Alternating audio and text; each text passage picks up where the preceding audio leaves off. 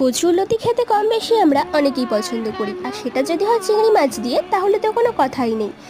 এই রেসিপিটি অত্যন্ত ইজি আর খুবই টেস্টি। তো কিভাবে রান্নাটা করলাম সেটা দেখে নেওয়া যাক। কচুরলতিগুলো অল্প লবণ দিয়ে ভালো করে ভাপ দিয়ে নিয়ে তার মধ্যে নুন হলুদ মেখে রেখে দিতে হবে। আর একটা কড়াইয়ের মধ্যে তেল গরম করে তার মধ্যে কালো জিরে ফোড়ন দিয়ে রসুন, পেঁয়াজ, লঙ্কা এবং আদা দিয়ে ভালো করে কষে তার মধ্যে চিংড়ি মাছগুলো দিয়ে লাল লাল হয়ে এলে তার মধ্যে আগে থেকে ভাপানো কচুরলতিগুলো দিয়ে নেড়ে চেড়ে তার মধ্যে টমেটো দিয়ে দিতে হবে, কুচনো টমেটো অবশ্যই। তারপরে তার মধ্যে এক একে মশলা, জিরে গুঁড়ো, ধনে গুঁড়ো, লঙ্কা গুঁড়ো, হলুদ এবং স্বাদ মতো লবণ দিয়ে তার মধ্যে দিয়ে দিতে হবে অল্প পরিমাণ জল দিয়ে 5 মিনিটের জন্য ঢাকা দিয়ে রেখে দিতে হবে। ঢাকা খুলে দেখতে হবে তেল ছেড়ে এসেছে কিনা। তেল ছেড়ে এলে তার মধ্যে আর একটুখানি পরিমাণে জল দিয়ে এবং চেরা কাঁচা লঙ্কা আর গরম মশলা দিয়ে এবং স্বাদ মতো চিনি দিয়ে ঢাকা দিয়ে রেখে দিতে হবে।